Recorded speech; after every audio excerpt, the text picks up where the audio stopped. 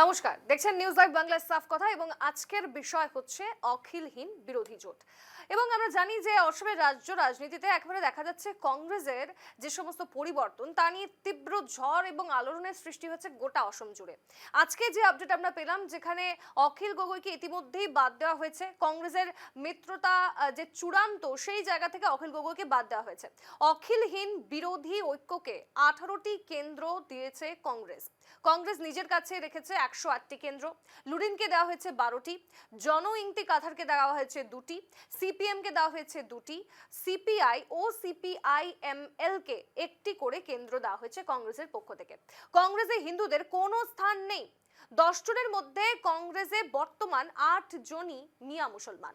কংগ্রেসের সমস্ত খবরই পাই, বিজেপিতে কোনো প্রতিবাদ নেই। ইতিমধ্যে বিজেপির প্রার্থী নির্বাচন হয়ে গিয়েছে এবং এই মন্তব্য করেছেন অসমের মুখ্যমন্ত্রী ডক্টর হিমন্ত বিশ্ব শর্মা। আমরা শোনাবো সেই বাইট, তবে তার আগে আপনাদেরকে আমরা জানাচ্ছি যে আজকের আমাদের সাফ কথায় যারা রয়েছেন ইতিমধ্যেই স্টুডিওতে আমাদের সঙ্গে এখন যুক্ত হয়ে গিয়েছেন এআইইউডিএফ এর আইটি ফ্রন্টের চেয়ারম্যান ফরহাদ আলী, এবং তার পাশাপাশি আমাদের সঙ্গে যেখানে আমরা জানি যে সঞ্জীব রয় তিনিও থাকছেন কংগ্রেসের মুখপাত্র হিসেবে, এবং এআইইউডিএফ এর বরভিটা জেলা পরিষদের সদস্য সোফিয়া খাতুন তিনিও আমাদের সঙ্গে যুক্ত হবেন অনলাইনে।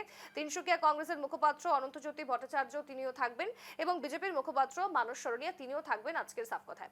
তবে আগেই আমরা শোনাবো আপনাদেরকে প্রথমেই মুখ্যমন্ত্রী ডক্টর হিমন্ত বিশ্ব শর্মার মন্তব্য, এবং তারপর আমরা সরাসরি যাব একটু তিনসুকিয়ায়। সেখানে ইতিমধ্যেই কি আলোড়নের সৃষ্টি হয়েছে, যেহেতু আমরা জানি নির্বাচনে অখিল গগৈকে নিয়ে একেবারে আসন সমঝোতা, উজান অসম নিম্ন অসম নিয়ে তিনি বলেছেন যে কংগ্রেস একেবারে নিশ্চিহ্ন হয়ে যাবে। আমরা শোনাবো, তবে আগে শোনাবো মুখ্যমন্ত্রীর বাইট।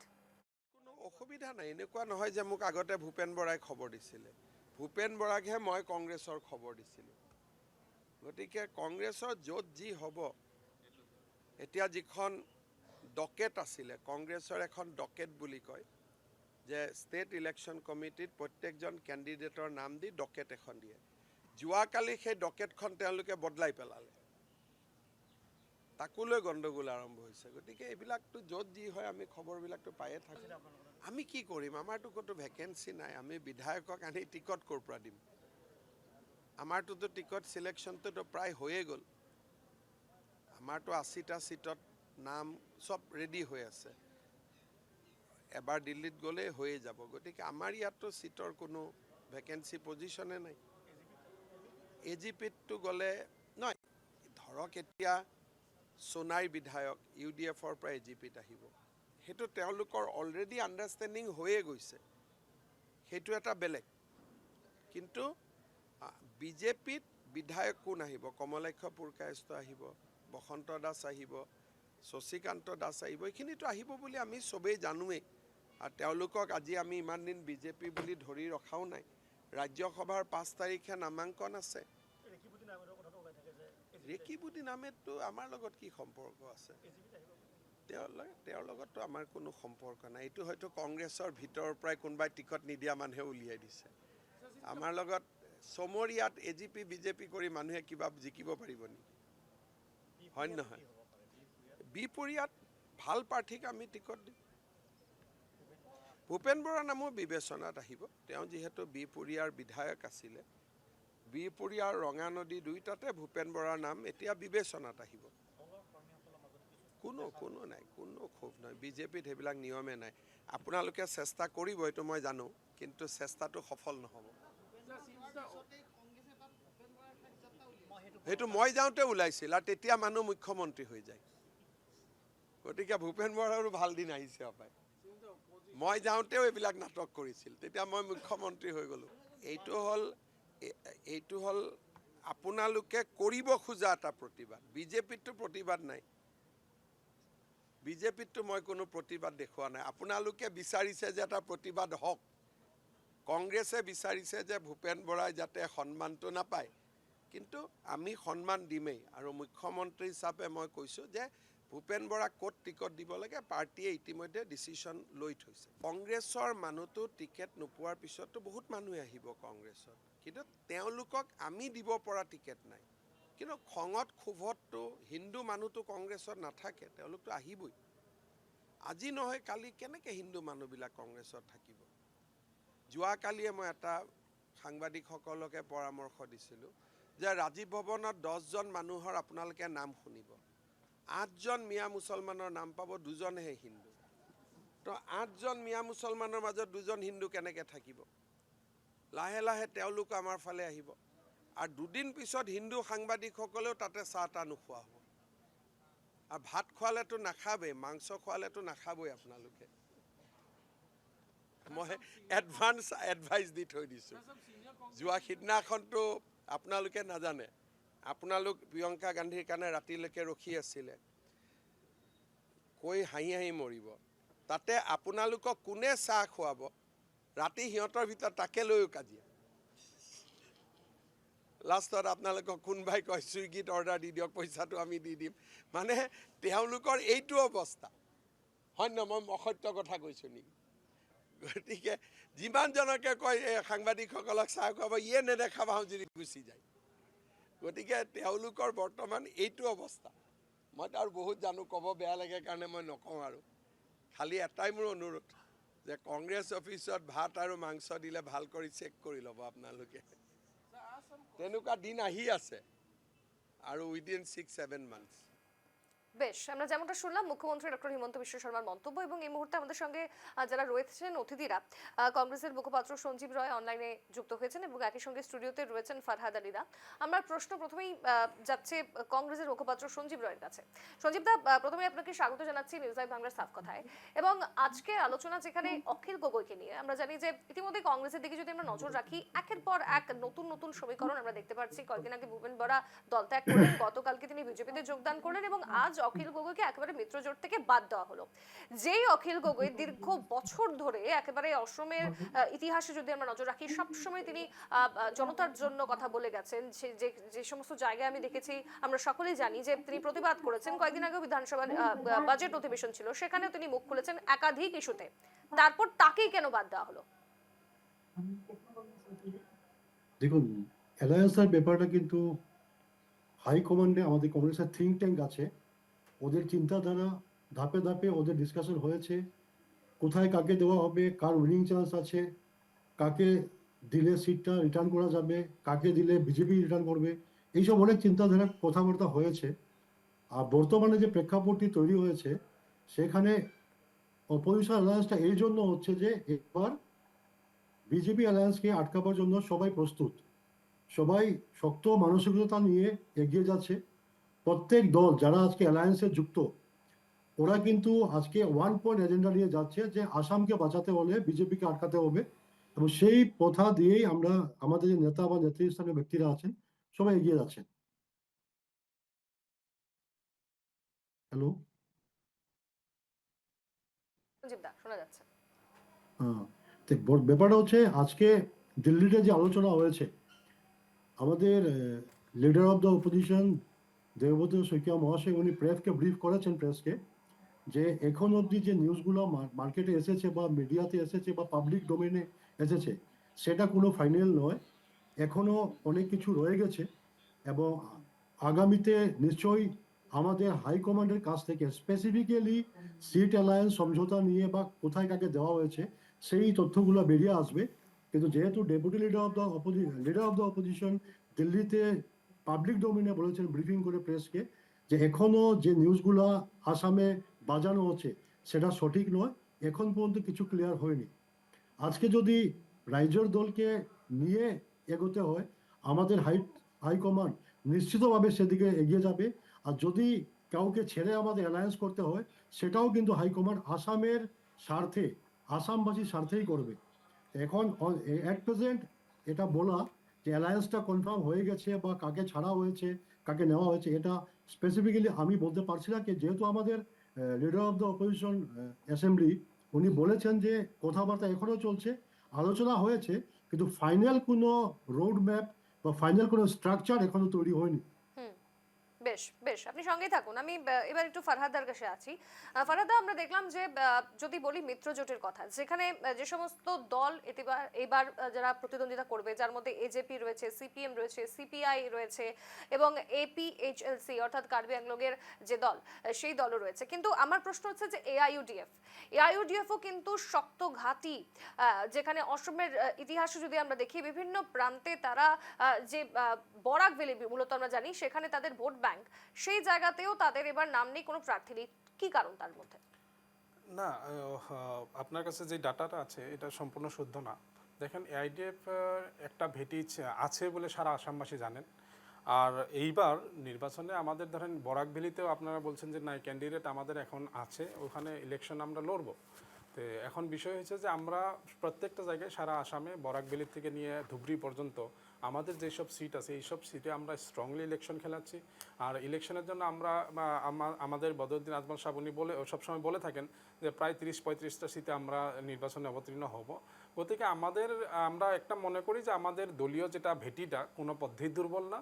আর আমাদের অ্যাকসেপ্টেন্সটা, যদিও আপনার এই যে অ্যাকসেপ্টেন্সের কথাটা আসছে যে লোকসভায় যেটা আমাদের রেজাল্ট হইল, এই রেজাল্টের পিছনে একটা কারণ ছিল আলাদা, যে বিজেপি একটা গভর্নমেন্ট সেন্ট্রালে মানুষের চাইছিল, তার জন্য কংগ্রেসকে ওইখানে ভোট করেছিল। কিন্তু এইবার আসামের যেটা প্রেক্ষাপট আমরা দেখছি, দেখেন এই যে আপনার যেটা অ্যালায়েন্সের ইস্যু নিয়ে আমরা কথা বলি, কংগ্রেসকে সমালোচনা করি, কিন্তু এই সাথে সাথে আরেকটা কথা আমরা বলে থাকতাম যে রাইজর দল অখিল গগৈ সময়ে সময়ে উনি বিজেপির এজেন্ট হিসাবেও কাজ করেন। তো এখন এই যে আপনার অ্যালায়েন্সের ইস্যুটা যদি আপনার থাকতে হয়, যে একসাথে যদি কয়েকটা দল মানে একত্রিত হইতে লাগে, তখন প্রত্যেকেই একটা স্যাক্রিফাইসের একটা মেন্টালিটি মানুষের নিজের ভিতরে তৈরি করা দরকার। তো কংগ্রেস একটা বৃহৎ দল, কংগ্রেসের সাথে আপনার অ্যালায়েন্সের মানে সময় এইসব সমস্যা আমাদের আসছিল যাওয়া বিগত ইলেকশনে 2021 সালের নির্বাচনে আমরা ওইখানে স্যাক্রিফাইস করেছিলাম। তো এইবার আমাদেরকে অ্যালায়েন্সের বিষয় নেই, ঠিক আছে আমরা একলাই ফাইট করব। কিন্তু রাইজর দল যেটা অ্যাক্টিভিটি এখন করছেন, আমি তো ভাবি তারাও স্যাক্রিফাইসের দরকার আছে। তারাও যদি আসলেই নাম্বারের জন্য শুধুমাত্র চিন্তা করে, তাহলে বিজেপিকে হাঁটানোর যেটা উদ্দেশ্যতা, এই উদ্দেশ্যতে সফল হওয়াটা কোনো পদ্ধতি সম্ভব না। এইখানে রাইজর দল যে আবার যদি অ্যালায়েন্সে তারা অংশীদার না হয়, তাহলে রাইজর দল আসলেই যে যাওয়া নির্বাচনেও রাইজর দলে কিন্তু আপার আসামে অনেকগুলো সিটেই 4-5 হাজার ভোটের ডিফারেন্সকে কংগ্রেসকে হারিয়েছেন। তো এইবারও যদি তারা সেম অ্যাক্টিভিটিতে নামে, তাহলে এটা জলজল পটপট একদম যে অখিল গগৈ যে আপনার বিজেপির এজেন্ট হিসাবে কাজ করতেছে, এটাই সত্যি বলে অ্যাস্টাবলিশ হবে, বাকি অন্য কিছু না। স্যাক্রিফাইসের মেন্টালিটি সবারই মাঝখানে আনার দরকার। আর কংগ্রেসও এটা খুব ভালোভাবে দরকার। এখন পর্যন্ত সময় আছে, যদি তারা শুদ্ধানির জন্য চেষ্টা করে মনে হয় পারবেন, যদি না পারে তাহলে মনে হবে এই বিষয়গুলোতে সবাই তারা কংগ্রেসও যদি রাইজর দলকে অ্যাপিজ না করে, তাহলে বোঝা যাবে যে কংগ্রেসও না কোনো জায়গায় বিজেপির কাছে তারা আঁঠু কেড়েছেন। তার জন্য এইসব মানে আপনার ডিভাইড করে দিয়ে আবারও বিজেপি সরকারকে তারা একটা সুন্দর করে করিডোর বানাচ্ছেন বিজেপিকে আসার জন্য। সঞ্জীব দা কি বলবেন আপনি এই মুহূর্তে? যেমনটা ফারহাদা বললেন যে একদিকে কোথাও গিয়ে যে রাইজর দলের থেকেও যিনি আমরা জানি যে অখিল গগৈ, তিনি বিজেপির এজেন্ট হয়ে কি কাজ করছিলেন, তার জন্য কি তাকে জোট থেকে বাদ দেওয়া? এবং আপনাদেরকে বলা হচ্ছে আইইউডিএফ এর যিনি মুখপাত্র বা ফ্রন্টের চেয়ারম্যান, তিনিও বলছেন যে আপনাদেরকেও নাকি এবার ঘাঁটি শক্ত করতে হবে, নাহলে আপনারাও হাঁটু গেড়ে বসে পড়েছেন বিজেপির সামনে। দেখুন, আজকে আসামে কেউ যদি স্বপ্ন দেখছে, আর যেটা স্বপ্ন বাস্তবায়িত হবে যে বিজেপিকে সরিয়ে ও বিজেপি দল সরকার করবে, তাহলে কংগ্রেসই সেই অ্যালায়েন্সকে নেতৃত্ব দেবে, সবারই জানা আছে। আজকে কংগ্রেস বিজেপিকে সরাতে পারবে এই ধারণা সবার মনে আছে, আসামবাসীর মনে আছে। তাই এই অ্যালায়েন্সকে লিডারশিপটা কংগ্রেসকে নিতে হবে। এবং আজকে যদি যে দলগুলোর কথাবার্তা হচ্ছে, আজকেও তো ওরা মানে একদম অ্যাগ্রেসিভ হয়ে কথা বলে যে আমাকে 15 সিট লাগবে, 20 সিট লাগবে, তাহলে এটা ভাবার ব্যাপার যে আমরা কি ওদের বিজেপিকে আটকাতে চাইছি? কংগ্রেস অনেক জায়গায় সমঝোতা করবে। সমঝোতা করার মানে হচ্ছে যে কংগ্রেস সমঝোতা তখনই করবে যে সমঝোতা করে বিজেপিকে আটকানো যায়। আজকে সমঝোতা করে যদি বিজেপি সরকারে এসে যায়, তাহলে সমঝোতা মানে হয় না। এবং যেভাবে আমার ভাই বলেছেন যে কংগ্রেসকেও একটু কি বলে এটাকে স্যাক্রিফাইস করতে হবে, নিশ্চয়ই আমাদের সভাপতি মাননীয় গৌরবজি বলেছেন যে অনেক ব্যাপারে উনার নেতৃত্বে উনার উদ্যোগে কংগ্রেস স্যাক্রিফাইস অ্যাটিটিউড নিয়েছে, কিন্তু এর মানে নয় যে অন্যান্য দল যা বলবে সেটা মেনে নিতে হবে। আজকে অনেক স্ট্রং সিট আছে যেখানে কংগ্রেসের হোল্ড আছে, কংগ্রেস সেখানে জিতে বেরোয় আসতে পারবে, সেটা কংগ্রেসেরও জানা বা বিরোধী দলেরও জানা। কিন্তু সেই জায়গাগুলো যদি দাবি করা হয় তো নিশ্চয়ই কংগ্রেসকে ভাবতে হবে। আমার মনে হয় উনি যে বলেছেন এটা আমি একমত, বেশ যে যারা আজকে কংগ্রেসের সাথে অ্যালায়েন্সে আসছেন ওদের স্যাক্রিফাইস অ্যাটিটিউড আনা দরকার, মাইন্ডসেট এটা করা দরকার যে আমরা একটু স্যাক্রিফাইস করে কংগ্রেসকে আপার হ্যান্ড দিই যাতে আমরা বিজেপিকে আটকাতে পারি। আর কংগ্রেসের প্রেসিডেন্ট সদাই বলেছেন যে আমরা বিজেপিকে আটকাতে হলে আমরা বিভিন্ন পন্থা নিচ্ছি, প্রস্তুত আছি, তবে অ্যাগ্রেশন নিয়ে কথাবার্তা বলে হবে না, এটা মিউচুয়াল আন্ডারস্ট্যান্ডিং এ একটা কমন মিনিমাম প্রোগ্রাম করে এগোতে হবে। আর কংগ্রেস বেশ। এবার বিজেপিকে আটকাবার জন্য প্রস্তুত আছে, প্রত্যেক ব্যাপারে কংগ্রেস লিডারশিপ দেবে। বেশ বেশ আমি আমি এবার একটু সরাসরি নজর রাখবো তিনসুকিয়ায়। আমাদের প্রতিনিধি অভিজিৎ ঘোষ বিশ্বাস ইতিমধ্যেই আমাদের সঙ্গে যুক্ত হয়েছে লাইভে। অভিজিৎ, আমরা জানি যে উজান অসমে যেহেতু অখিল গগৈ উজান অসম এবং নিম্ন অসমে তিনি একটা বড় ভোট ব্যাংক, যেখানে তার নাম শুনে অনেকেই ভোট দেন, কিন্তু তাকে যখন আজকে রাইজোর দল থেকে বাদ তাকে যখন মিত্রজোট থেকে বাদ দেওয়া হলো এবং তিনি একাই প্রতিদ্বন্দ্বিতা করবেন, ইতিমধ্যে তিনি ঘোষণাও করে দিয়েছেন কোন কোন কেন্দ্র থেকে তিনি লড়বেন। সে জায়গায় দাঁড়িয়ে তিনসুকিয়াবাসী তাদের কি মতামত এবং তার পাশাপাশি এই মুহূর্তে কারা রয়েছেন তোমার সঙ্গে তারা কি বলছেন? নিশ্চিতভাবে দেখো যে সোনালি একটি কথা বলবো যে আজকে যে ঘোষণা করা হয়েছে যে মিত্রজোট থেকে যে অখিলকে যে আউট করা হয়েছে এবং এর পর থেকে যে বিজেপি মহলে বিভিন্ন ধরনের যে আলাপ আলোচনা যে চলছে, আমি বর্তমানে উপস্থিত রয়েছি এবং আমার সঙ্গে রয়েছে কয়েকজন বিজেপি যারা সমর্থক হয় তাদের কাছে আমি সরাসরি যাব যে অখিলকে যে আউট করা হয়েছে মিত্রজোট থেকে, সেই ক্ষেত্রে বিজেপিতে কোনো ধরনের প্রভাব পড়বে নাকি? না, কিচ্ছু পারবে না। অখিল ওইখানে থাকুক বা না থাকুক, বিজেপির কিছু প্রভাব পড়বে না। আর আমার জন্য, বিজেপির জন্য অখিল কিছু একটা ফ্যাক্টরি নয়। আর আমরা চাই যে অখিলের নামটা বেশি চর্চা করি, তা আমরা চাইনি। ওকে উপরে নিয়ে আমরা কোনো ইয়ে নেই, অখিলের নাম চর্চা করতে আমরা চাইনি। অখিল থাকলেও আমরা কিছু হইব না, হয়তো কংগ্রেসে ক্ষতি হতে পারে, এটা আমরা করতে পারি না। বিজেপির কিছু ক্ষতি হয়, ওর কংগ্রেসের লগে থাকুক বা অন্য জায়গায় থাকুক, বিজেপির কিছু ক্ষতি করতে পারবে না।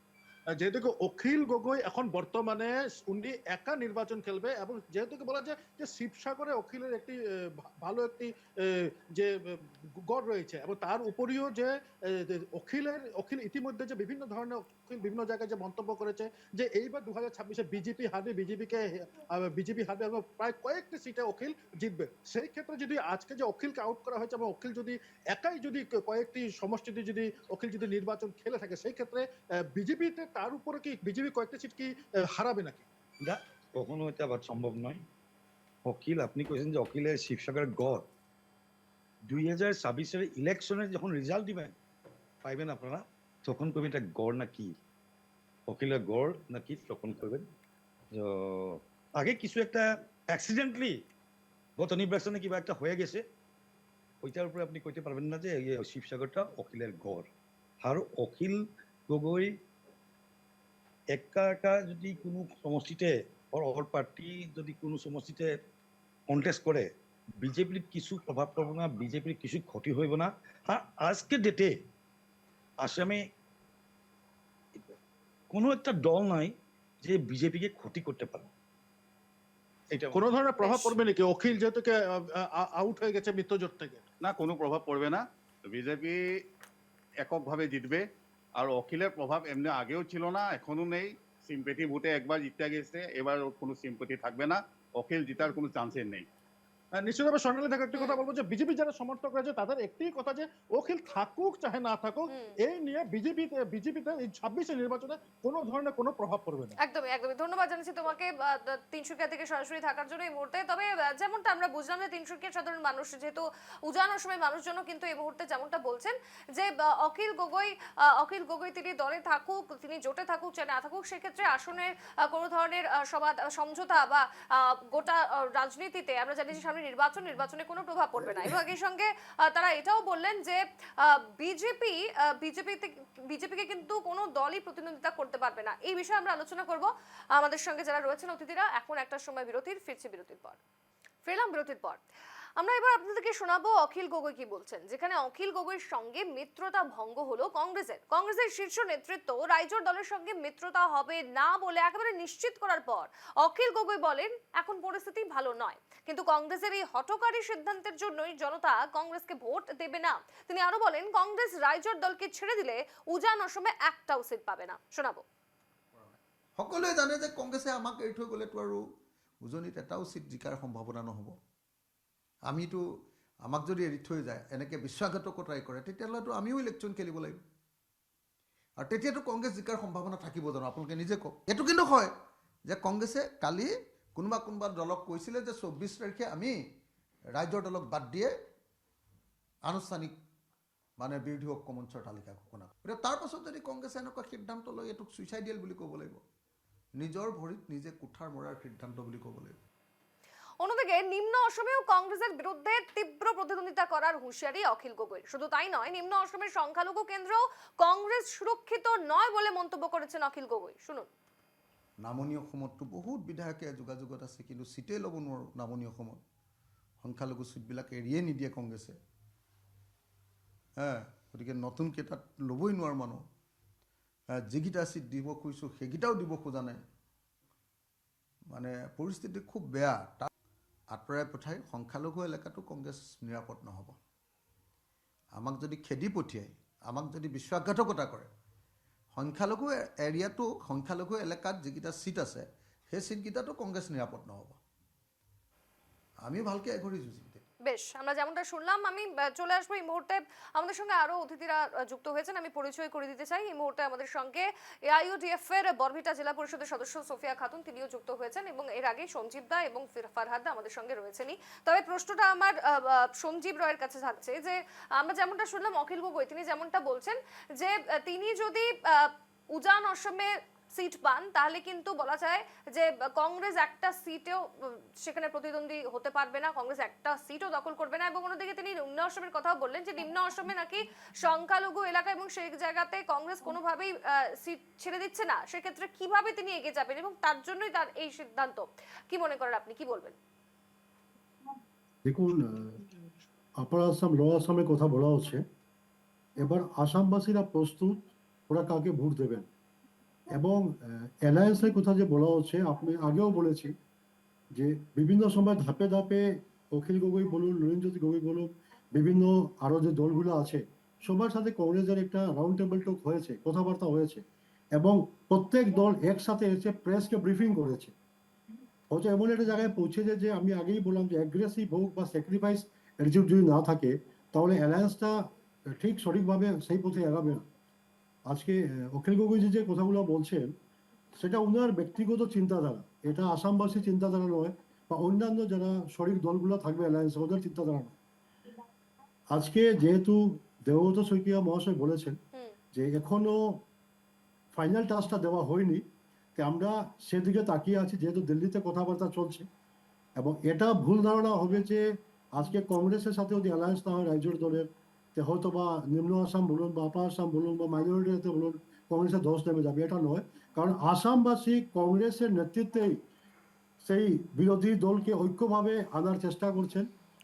আসামবাসীরা চাইছেন যে যে বিরোধী ঐক্য হবে সেটা নেতৃত্ব কংগ্রেস দেবে, তবেই গিয়ে আমরা বিজেপিকে পরাস্ত করতে পারবো। সেই জায়গায় যাদের সাথে কংগ্রেসের অ্যালায়েন্স হবে ওদের একটু স্যাক্রিফাইস মনোভাব থাকা প্রয়োজন, যাতে আমরা যে উদ্দেশ্যে এগিয়ে যাচ্ছি অ্যালায়েন্স দিয়ে যাতে বিজেপিকে আমরা থামাতে পারি। এবার আসামবাসী যেহেতু প্রস্তুত আছেন যে কংগ্রেস বা কংগ্রেস অ্যালায়েন্সের পক্ষে ভোটদান করবেন, তাহলে আমাদের মধ্যেও সেই বোঝাপড়াটা হওয়া প্রয়োজন। আর যেহেতু ফাইনাল টাস্কটা এখনো হয়নি, আপনি আপনার কাছে আমার এই প্রশ্ন থাকছে সঞ্জীব দা, আপনি যেমনটা বললেন যে কংগ্রেসের অ্যালায়েন্সে থাকতে হলে স্যাক্রিফাইসের যে মনোভাব সেই মনোভাবটা থাকা উচিত, এবং তার জন্যই কি এআইইউডিএফ কে আপনারা বাদ দিলেন? তারা স্যাক্রিফাইস করতে চাইছিলেন না? দেখুন, এআইইউডিএফ কে বাদ দেওয়ার সিদ্ধান্তটা আগে হয়েছে, এই ফেজটা আমরা অতিক্রম করে অনেক আগে এসে গেছি। আজকের প্রেক্ষাপটে ইউডিএফ এর সাথে অ্যালায়েন্সের কথাটা আমাদের চর্চার বিষয় নয়, সেটা আমরা পাস্ট করে আমরা এগিয়ে এসেছি। বর্তমানে কিন্তু যে এআইইউডিএফ তো দল, এআইইউডিএফ দীর্ঘ বছর ধরে সংখ্যালঘু এলাকায়, আমি আসবো উত্তরে, আমি চাইছি ফারহাদার কাছে। দেখেন এই কথাটাই বলছি, দেখেন কংগ্রেসের অ্যাটিটিউড যেটা মানে সংখ্যালঘু বিরোধী অ্যাটিটিউড এটা প্রথম থেকেই ছিল, যার জন্য আমরা সাসার কমিটির রিপোর্টে দেখেছি যে আমাদের সংখ্যালঘু মুসলমানের অবস্থাটা কি, এটা রিপোর্ট সরকারি রিপোর্টেই দেখা যায়। তারপরে দেখেন আরেকটা কথা বিষয় বলছে যে অখিল গগৈ আর তো যেটা কংগ্রেসের যেটা আজকের সময় যেটা মানে মিত্রতা নিয়ে যেরকম ধরনের আপনার কথাগুলো আসছে, এটা আমি মনে করি তাদের একটা বুঝাবুঝির মানে ফল। তারা বুঝাবুঝির মাঝখানে এটা দেখেন মানে এই জায়গায় শুধুমাত্র বিজেপিকে সহায় করার জন্য তারা দুইটা দল ডিভাইড করে ইলেকশন খেলার জন্য প্রস্তুত হইতেছে।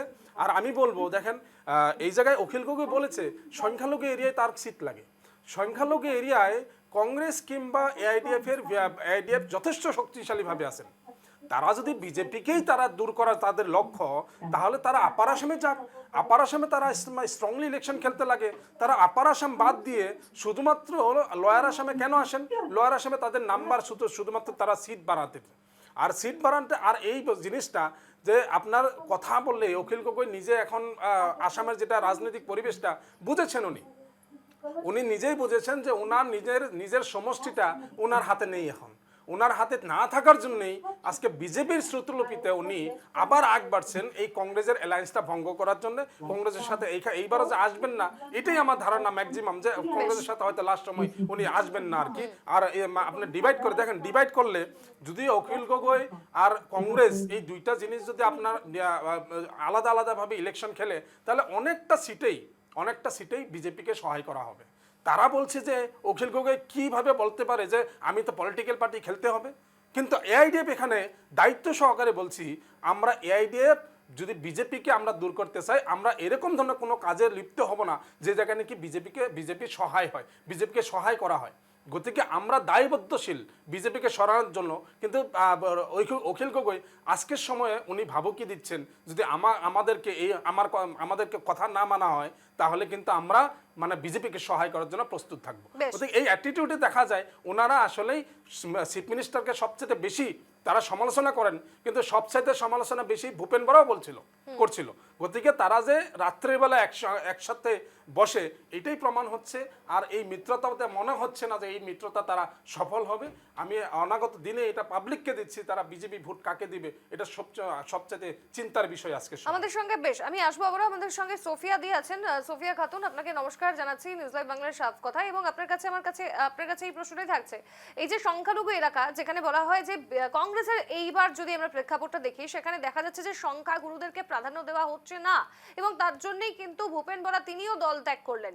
এবার আপনি কি মনে করেন, এবার যে অখিল গগৈ তিনিও দল ত্যাগ করলেন, কোথাও গিয়ে কি তাকেও সংখ্যাগুরু বলে প্রাধান্য দেওয়া হচ্ছিল না?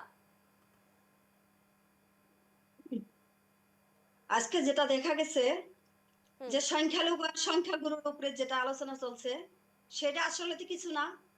বিজেপির যেটা সাম্প্রদায়িক রাজনীতি, এই রাজনীতির সাথে আমাদের কংগ্রেসের কিছু লোক আছে, ওনারা সাম্প্রদায়িকতাটা ভালোবাসে। এই সাম্প্রদায়িকতা ওনারা প্রকাশ করতে না পেরে বিজেপিকে সাপোর্ট করার জন্য আজকে আমাদের কংগ্রেস দলের যেটা আসাম প্রদেশের প্রাক্তন সভাপতি ভূপেন বরা, উনি বিজেপিতে চলে গেলেন সরাসরি। তো অখিল গগৈ যেভাবে বলছে, দেখেন আপনারা যে অখিল গগৈ আজকে আমরা দেখতেছি অখিল গগৈ, হ্যালো শোনা যাচ্ছে না? হ্যালো, হ্যাঁ বলুন, শোনা যাচ্ছে, বলুন। তো অখিল গগৈ যেটা বলছেন যে লয়ার আসামের কথা যেটা বলছেন, সে লয়ার আসামে তার সিট লাগে, আপার আসামে সিট লাগে, কংগ্রেসকে ও জায়গায় দিবে না, সে জায়গায় দিবে, তাকে সব দিবে নাকি? সে এমন একজন স্বার্থবাদী রাজনীতিবিদ। উনি দেখেন যে সময় কংগ্রেসের সাথে সামিল হয়, যতটি সিট যতটি আসন উনি চায়, ওনার নিজের অস্তিত্ব নাই, নিজের সমষ্টিতে উনি 300 কিলোমিটার দূর যে ওনার বাড়ির থেকে 300 কিলোমিটার দূর যে উনি নির্বাচনে লড়ে। আর ওনার একটাই কথা যে ওনার সিট লাগে, ওনার প্রার্থিত্ব লাগে। মাইনরিটি এলাকায়, সংখ্যালঘু এলাকায় কংগ্রেস এবং এআইইউডিএফ দল শক্তিশালী ভাবে তারা নির্বাচনে লড়ছে। এ জায়গায় তো অখিল গগৈর কোনো প্রয়োজন আমি মনে করি না। তাই ওনার যদি বিজেপি সরকারকে ওফারায় দেওয়ার জন্য, বিজেপি সরকারকে সরাই দেওয়ার জন্য উনি আপনাকে লড়েন না কেন? আর উনি নির্দিষ্ট কিছু সিটে যদি কিছু কংগ্রেস দলে সেটা দিতেন, আর কংগ্রেস সেই বোঝাপড়া ভিতরে কি আছে জানি না, সেটা তারাও কিছু গাদ্দারি করছে, মত আছে যে ভিতরে পৃথিবীর সাথে তাদের মেলামেশা আছে, লিলিমাই আছে, ভিতরে ভেতরে যদি তাদের মিলাপ্রীতি থাকে, দিনের পোহরে দেখাইছে আমরা বিজেপি বিরোধী, আর রাত্রের জোনাকের পোহরে দেখাইছে যে তারা একসাথেই বৈঠক করছে, একসাথে চলছে। সেটা খুব ভালো কথা না। দেশে সাম্প্রদায়িক আমরা কখনো চাই না। আমরা বিজেপি সরকার সরিয়ে দিয়ে আমরা সর্ব দলেই একত্রিত হয়ে, আমরা মিত্র জোট হয়ে আমরা চাই যে বিজেপি দলকে সরিয়ে দিয়ে এই আসামে, এই বড় আসামে আমরা সাম্প্রদায়িকতা দূর করে একটা যেটা আমাদের ধর্মনিরপেক্ষ রাষ্ট্র, একটা অঙ্গরাজ্য, সেই রাজ্য আমরা ধর্মনিরপেক্ষতার সাপেক্ষেই যাতে আমাদের সরকার হয়। যেভাবে ভারতবর্ষের সংবিধানে আছে যে সর্বধর্মের মানুষের সমান অধিকার, সেই অধিকার সবাই যাতে পায়। সোফিয়া দেবী, আবারও আসবো আপনার সঙ্গে কথা বলবো, তবে এই মুহূর্তে আপনাদেরকে শোনাবো আমরা যেহেতু কথা বলেছিলাম বিজেপির মুখপাত্র মানস সরনিয়ার সঙ্গে, এবং তার সঙ্গে আমাদের যে এক্সক্লুসিভ ইন্টারভিউ, সেখানে রীতিমতো বিজেপির যে কংগ্রেসে আমরা দেখছি বারবার যে ভাঙন বা অখিলকে মিত্রজোট থেকে বাদ দেওয়া হয়েছে, এই নিয়ে আগামীতে অসমে কি একেবারে নিশ্চিহ্ন হয়ে যাবে কংগ্রেস, কি বলছেন তিনি, শোনাবো আপনাদের। যা আমার জন্য একটু কংগ্রেস থাকবে অপোজিশনে, কারণ অন্য দল নেই। কিন্তু দেখা যায় কংগ্রেসের আগের যেটা তারা এখন জনগণের মাঝে যেটা প্রসার, ওইটা যেন কংগ্রেসের একদম সীমিত হয়ে গেছে, কিছু লোকের মাঝে আছে। আসামিস সত্তা, এই সত্তার মাঝে এখন কংগ্রেস নাই।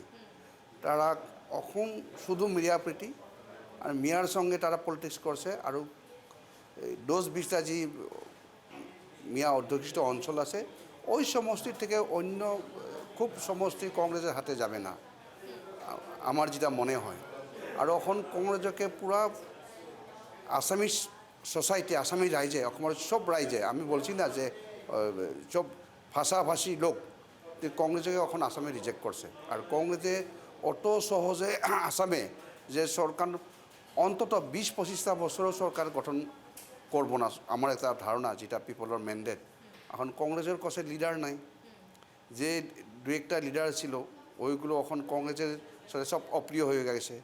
ভূপেন বরার আমি দেখছি যে কংগ্রেসে একটা নিষ্ঠা লিডার ছিল কংগ্রেসে, তারাও দেখলে ভূপেন বরা যেটা কংগ্রেসে তারা যেটা সম্মান দেওয়ার কথা ছিল, যেটা সম্মান পাওয়ার যোগ্যতা ছিল, ও তো পালো না। আপনারা দেখেন যে আজ গৌরব গগৈ, আমি পাকিস্তান লিঙ্কের কথা বলবো না, তবুও একজনটাও ভাল পার্লামেন্টারিয়ান, আমি এটা স্বীকার করি।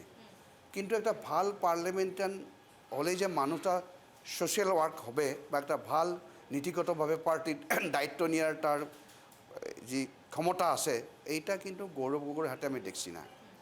কেন গৌরব গগৈ আজি তরুণ গগৈর ছেলে, ওই জন্যে একজন এমপিকে আসামের তারা এমএলএ না হয়, বিধানসভার কোনো পটে এইবার তারা ইলেকশন খেলবে না, তবুও কিন্তু তাকে প্রেসিডেন্ট বানায় দিচ্ছে।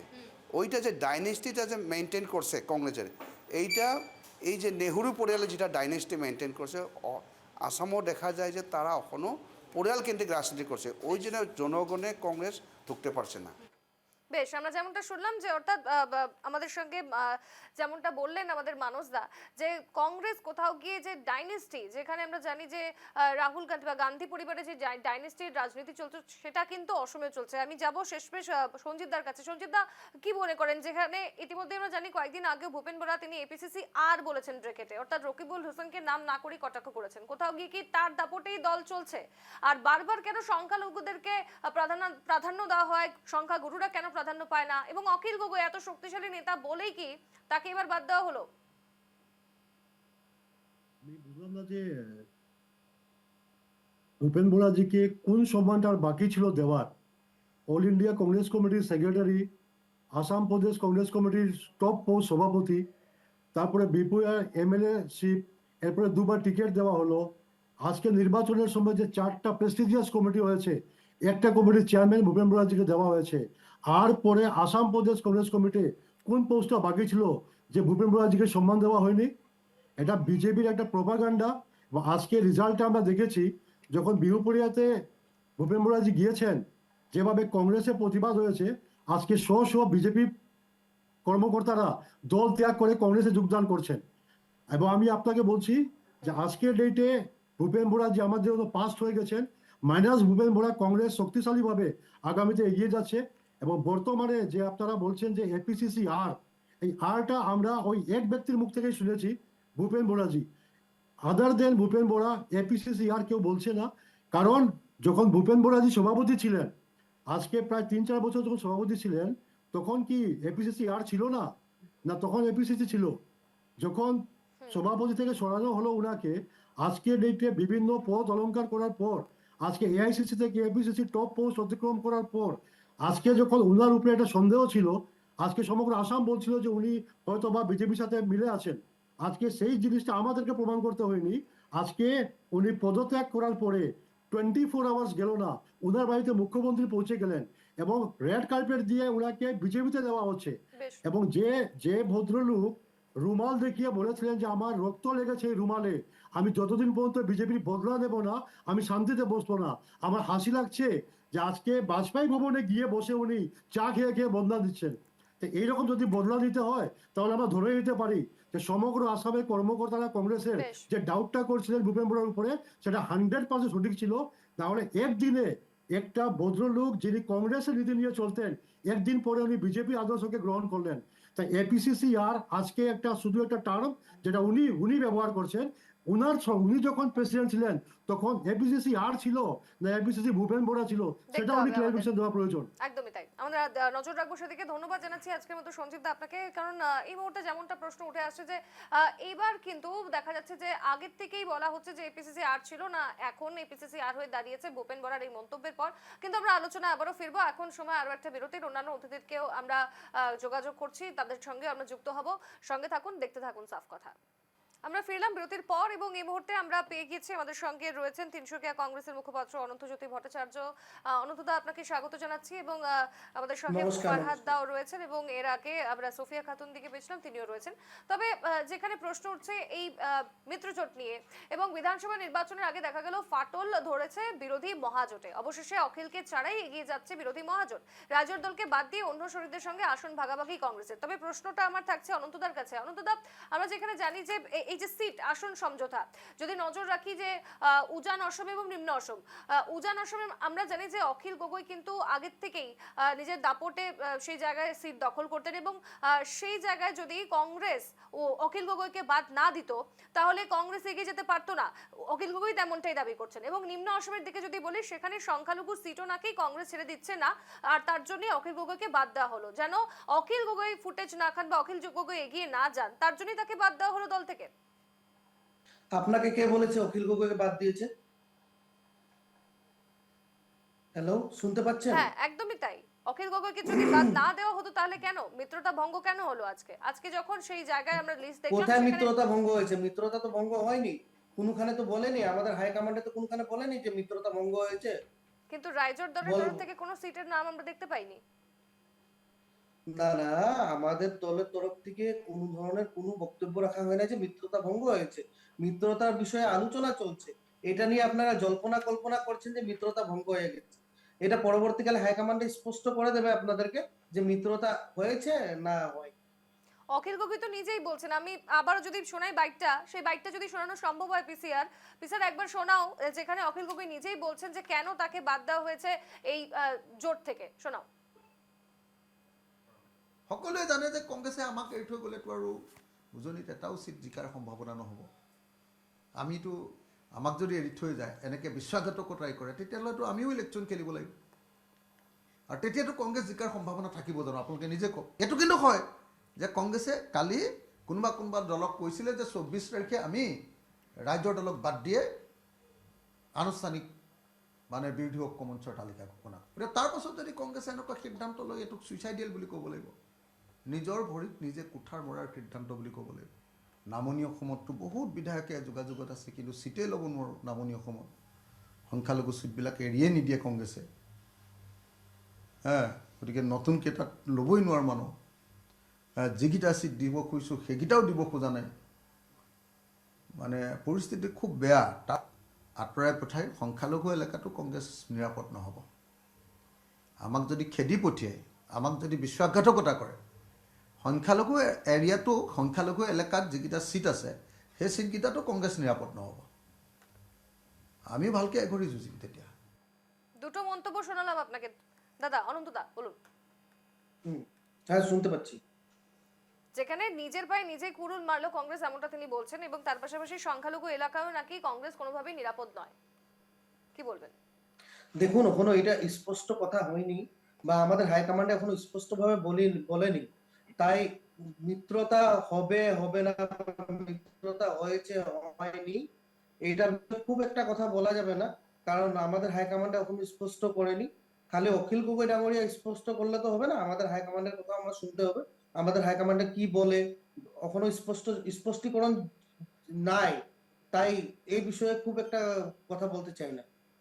বেশ, কিন্তু এই যে সংখ্যালঘু এলাকার নিয়ে কথা বলছে, যেহেতু আমাদের সঙ্গে ফারহাদদা রয়েছে, ফারহাদদা আমরা জানি যে এই যে আসন সমঝোতা সংখ্যালঘু এলাকায় কিন্তু এআইইউডিএফ আমরা জানি যে বিভিন্ন প্রান্তে তারা সিট দখল করে, কিন্তু এখন আমরা দাঁড়িয়ে দেখছি যে কংগ্রেস প্রায় চাইছে যে সেই সংখ্যালঘু এলাকায় গিয়ে সংখ্যালঘুদের রীতিমতো ভোট নেওয়ার জন্য, কিন্তু সেই জায়গায় দাঁড়িয়ে অখিল গগৈ নিজে বলছেন যে তাকে বাদ দেওয়া হয়েছে, তাকে ঢুকতে দেওয়া হচ্ছে না সংখ্যালঘু এলাকায়। আগামীতে সংখ্যালঘু এলাকায় কারা প্রার্থিত্ব দেবে, কারা জয়ী হবে, আপনি কি মনে করেন? এআইইউডিএফ না কংগ্রেসে গিয়ে থাকবে? দেখেন না, আমি একটা টুইট পেয়েছিলাম গৌরব গগৈর, যিনি এখন পর্যন্ত তাদের মাঝখানে আলোচনা চলছে, তো আলোচনার মাঝখানে আছে সেরকম ধরনের একটা স্ট্রং ডিসিশন হয়নি যে মিত্রতা থাকবে কি থাকবে না, কিন্তু এই যে অখিল গগৈর যেরকম ধরনের স্টেটমেন্ট, এই স্টেটমেন্টের থেকে আমরা বুঝতে পারি যে এই মিত্রতার বিষয়ে তো মানে কোনো সন্দেহ আছে। তারা তো একটা ইনফিরিটি কমপ্লেক্সে ভুগছেন, তাদের মাঝখানে কোনো ধরনের বোঝা,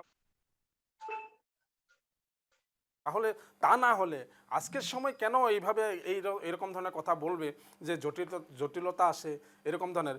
বাকি হইলো যে আপনার মাইনরিটি এরিয়ায় আমি এটা কিভাবে ভাবতে পারি যে রাইজর দলের অখিল গগৈ যিনি ক্যান্ডিডেট দেয় ওনার ক্যান্ডিডেট জিতবে, এটা তো ভাবার মতো কথা না। দেখেন একটা সমষ্টিতে কয়েকজন 10, 12, 15, 20 জন মানুষ থাকে একটা এমএলএ হওয়ার জন্য দাবিদার থাকে। যখন নাকি আইডিএফ এর থেকে একজন প্রার্থিত্ব দেওয়া হবে, বাকিগুলো মানুষ অন্য জায়গায় যেতেই পারে, তার জন্য রাইজর দল বা তারপরে অন্যান্য ভিপিআই পার্টি নিয়ে আসবে, কেউ অন্যান্য নাম না জানা পার্টি নিয়ে কেউ ইলেকশনে অবতীর্ণ হয়। তো অখিল গগৈ সাহেব যেইভাবে সংখ্যালঘুর ত্রাণকর্তা হওয়ার জন্য উনি চেষ্টা করছেন, কিন্তু আসলে তো উনি এই কমিউনিটির জন্য কোনো সময়তে কিছু করেন নাই। যখন নাকি ওনার গৃহ সমষ্টিতে ফারহান সাহেব এআইইউডিএফ এর সংখ্যালঘু জনগণের জন্য কি করেছে? যথেষ্ট। দেখেন